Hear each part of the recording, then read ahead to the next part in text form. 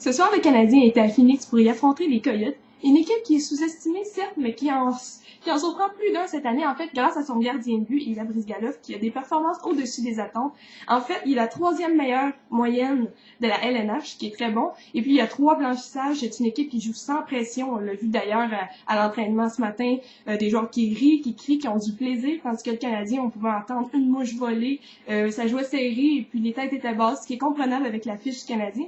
Et en plus, si les joueurs des Coyotes n'ont pas vraiment de pression, c'est bien parce qu'il n'y a pas personne dans les gradins. La foule n'est pas accablante. Et puis non plus, côté médiatique, ils sont pas trop achalés, donc ils ont la grande paix, ils peuvent jouer avec la tête tranquille, et ça se paraît en première période. En fait, on s'attend à beaucoup d'action, on s'attend à un match quand même peut-être physique, même limite, car c'est quand même un match de famille, si on peut se dire comme ça, quand Carey Price affronte son cousin Shane Doan, et puis il y a Tom Pyatt, qui est muté sur le deuxième trio avec Andrei Kostin et Plekanec, qui a le droit d'affronter son frère aîné Taylor Pyatt, qui joue pour les Coyotes présentement pour la première fois de sa vie.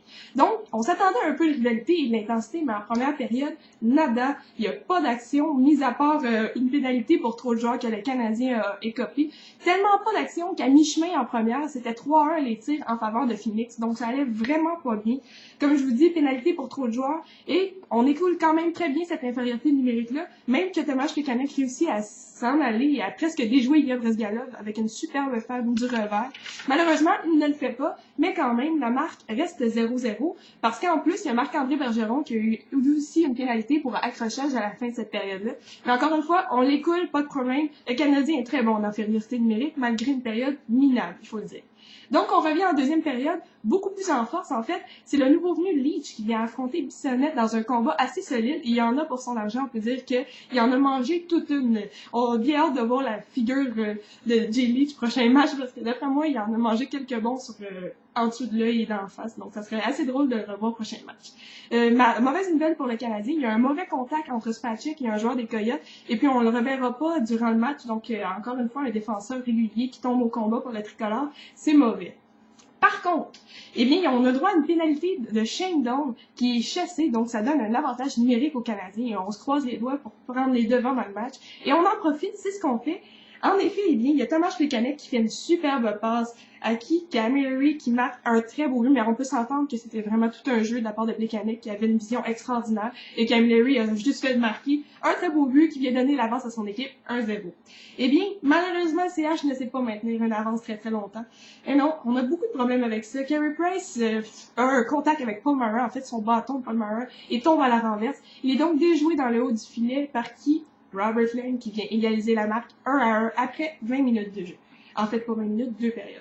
En troisième, Roman Amerlik est chassé à son tour pour avoir fait trébucher. Pas trop de problème parce que Mathieu Lombardi est chassé quelques secondes plus tard, et puis ça donne lieu à un petit 4 contre 4. Et puis en 4 contre 4, le Canadien est explosif, j'en ai déjà parlé, et ça a paru parce que ça a laissé le temps à Marc-André Bergeron pour s'installer dans la zone et faire tout un jeu et décocher tout un boulet à l'endroit de Ilya Bryzgalov, qui est déjoué dans le haut du filet lui aussi. Donc quand même 2-1 Canadien. Ça va très bien, on sent l'espoir renaître, et c'est ce qui se produit parce que le Canadien reste en supériorité numérique après ce but, et en profite encore une fois. Et cette fois-ci, c'est encore Plekanec qui fait une passe du tonnerre à Glenn Metropolitan, qui poursuit sa très belle histoire avec le Canadien Montréal pour marquer le 3e des siens. Donc, toute une période de la part du Canadien, ça s'annonçait très bien. Mais, quand le Canadien a une avance de 2 buts, c'est pas terminé. Oh non, faut le savoir, car les Coyotes avaient encore faim. En fait, Paul Bissonnette, Paul, qui a eu quand même un très bon match, il a eu une très belle visibilité. En fait, il fait dévier un tir d'un de ses coéquipiers sur son patin, un but controversé, mais accepté parce qu'on était à la reprise vidéo.